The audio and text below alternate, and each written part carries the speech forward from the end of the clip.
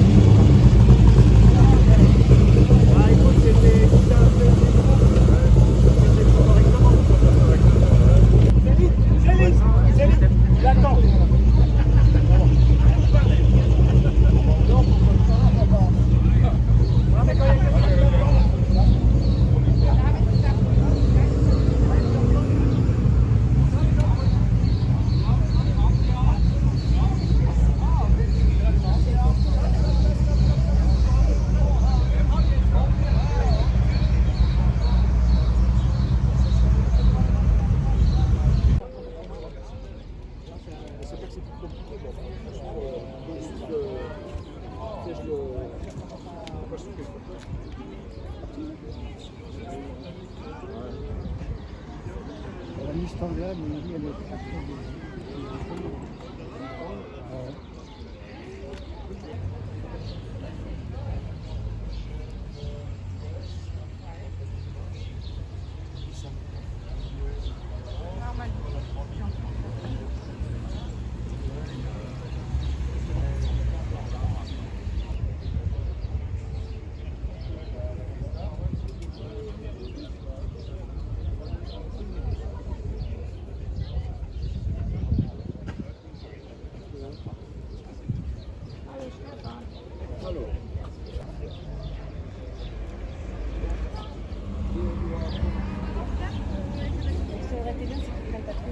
Mais il n'a pas laissé.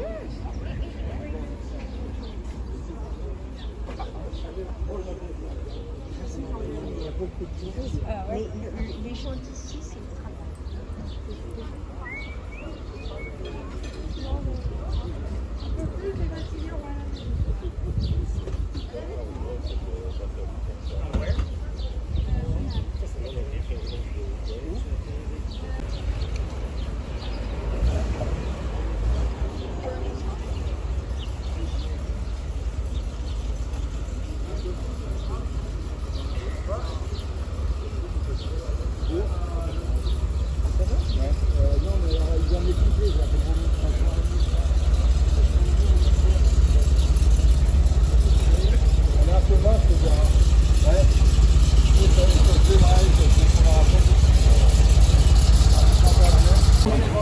Qui se prépare là. Alors la première voiture à se lancer, la première des 356, c'est le numéro 26. C'est un cabrio 356D, moteur 16 de 1962.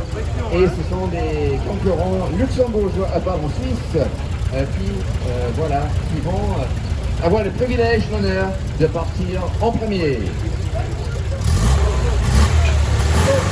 Derrière, la voiture numéro 9, même modèle, 2 ans plus ancien, c'est un modèle 60, avec des concurrents suisses également. Et puis un retour et son copilote, son copilote, voilà. Le numéro 10, Roadster. C'est une belle voiture. On a vu sur la plage un peu gauche des Porsche. Très belle Porsche et on en a un très beau modèle sous les yeux qui va partir. Donc... Et maintenant cette année avec cette magnifique et peuple que vous pouvez aussi choisir entre Roadster et Coupé, le numéro 16 qui arrive. C'est un modèle plus ancien parce que c'est un modèle très B, avant les séries B qu'on vient de voir, modèle de 1960 en utilisant Coupé.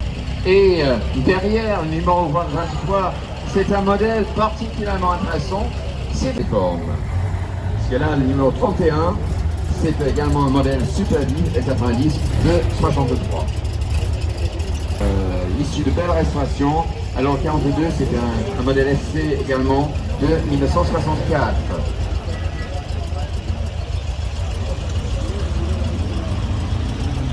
Pour le modèle PT6 de 1962. Il y a toujours des détails qui sont très jolis à regarder, comme les sangles pour maintenir les bagages en place sur les sièges arrière. On a souvent des écussons, des clins de Porsche sur les grilles arrière.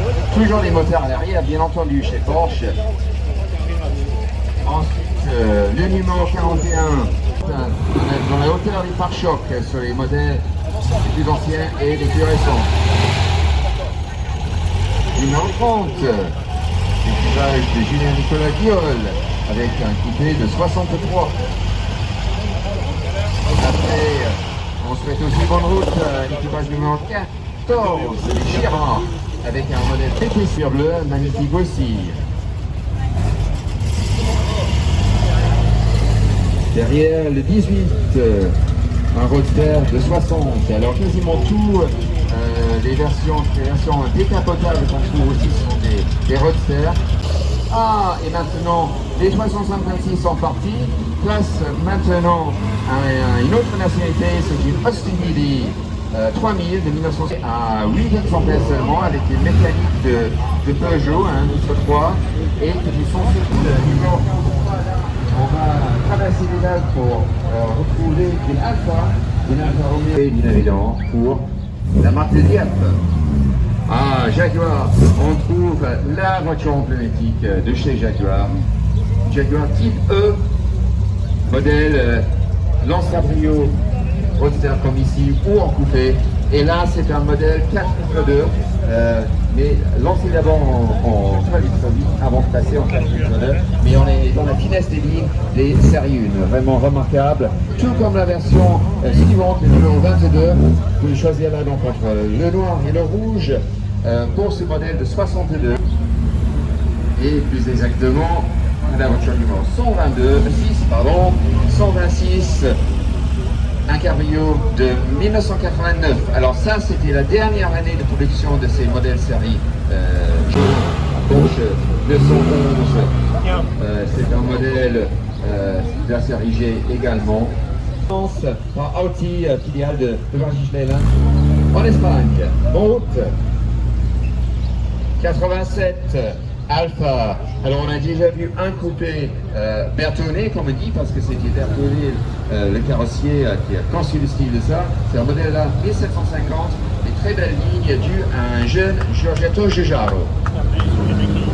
128, on retrouve le Porsche. Alors, après les modèles de la série G que nous avons vus, maintenant c'est la série 264, lancée en 89, avec des pare-chocs beaucoup mieux intégrés à la carrosserie. Augmentation de la cylindrée pour passer à 3,6 litres et augmentation de la puissance pour arriver à 250 chevaux.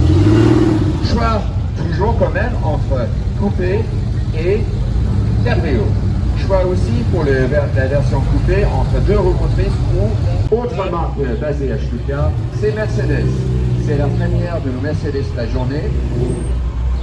Roadster SL, un moteur 2 litres 6 cylindres et Ferrari avec le numéro 117, l'équipage de Fabrice et Amadar, avec la voiture de Magnum et une Ferrari 328. Mais figurez-vous, c'est parmi les voitures les plus puissantes de la journée, puisque là, sous le capot, vous avez un V8 de 6 litres de cylindrée. Les voisins, 105. On retrouve ce modèle Targa, et de nos amis de la famille Bugnon, en Suisse, grands amis également d'accompagnement moderne.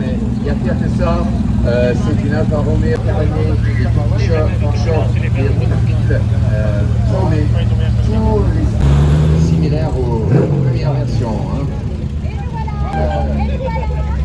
Une nouvelle fois, une marque anglaise qui est représentée avec une Triumph Spitfire de 1977. C'est un moteur 1500 à l'époque de la fin de la production, disponible avec un hardtop et aussi les jolis accessoires d'époque, c'est la Véronique montée sur le capot.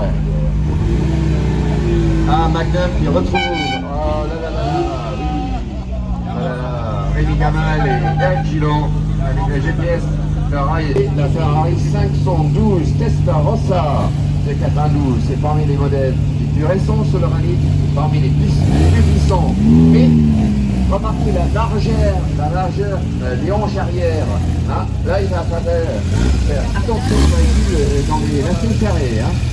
À 65, plus petit mais très sympathique, un côté méconnu, c'est la Silver 1200S.